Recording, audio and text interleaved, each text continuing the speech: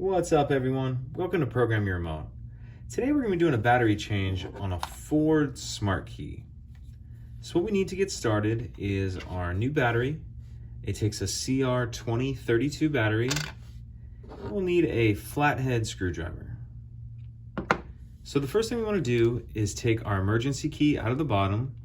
That's done by pressing and holding the button on the back. And then the key will slide out like that. You can set that to the side. Now we'll grab our screwdriver, and if you look right here, you can see the slot the key came out of. You just want to take the tip of the screwdriver and put it in there just a little bit, and then pry up. And then that will pry the back off. And now we can see our battery here.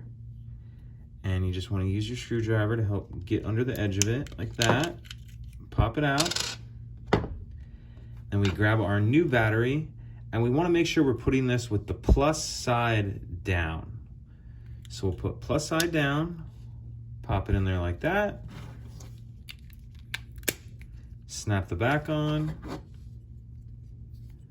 slide our key back in, and that's it. Pretty simple. If you have any questions, please let me know. If you could take a second to like and subscribe, it helps us out, and I'd appreciate it. Thank you.